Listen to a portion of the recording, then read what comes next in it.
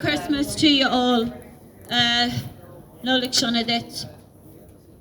First of all, about people getting angry, I'm not here to regulate anybody's emotions.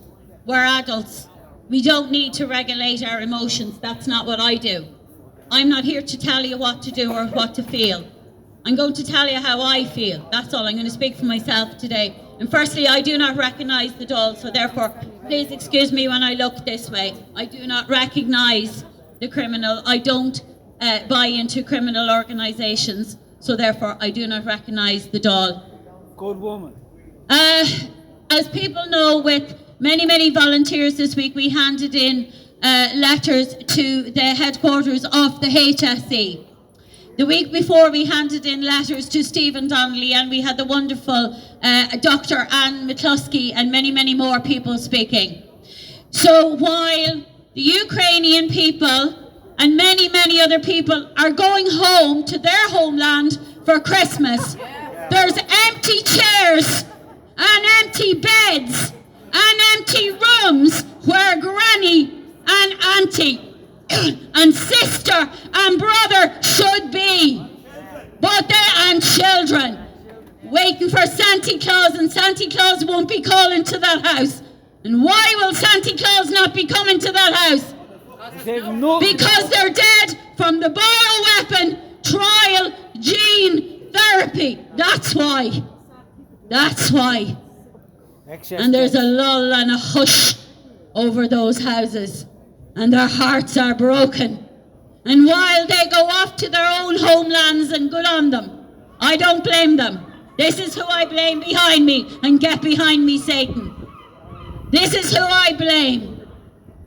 And they'll go and they'll spend the money and they'll buy and they'll think that's their answer to their problems. Ireland is not the answer to their problems. We have no answers to our own. So what I'd like to ask people here is to remember the people that have been murdered. For sure they have been murdered. And if it wasn't with midazolam, it was with water and food being kept from them. The amount of people that have come and told me, healthcare workers, they tried their best to make sure that Granny didn't die on her own. I spoke to healthcare workers who opened windows to try and let a hand meet another hand. Disgraceful. Think about that as they fly off across the world and have a good time. Irish healthcare workers tried to let a hand meet another hand out through a window before a manager might come along and close that window. And for sure, Granny was left, and that healthcare worker got into trouble. And the result of it all was Granny did die alone.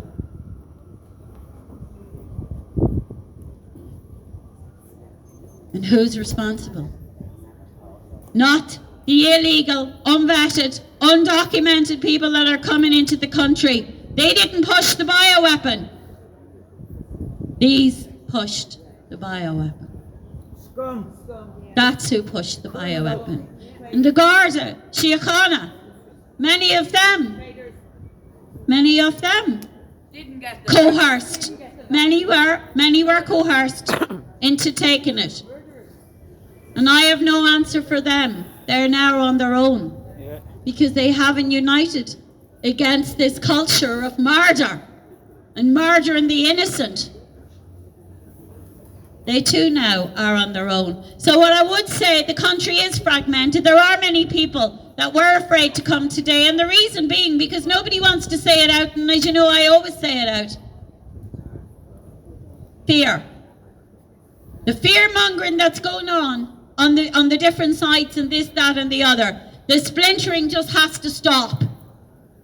We have one enemy, and we know who they are. And for that, it's a County Meath woman trying to stop your voice. And I can tell you from County Meath, there's people there hungry and homeless.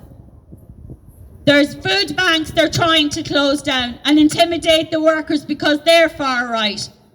So what I would say, while they get their hair done and their gel nails and they have their Coke and they have their drinks in the bar, I wish them happy Christmas.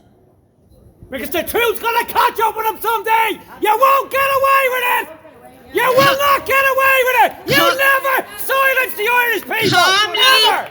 Calmly and quietly, I'm going to give them this Christmas message.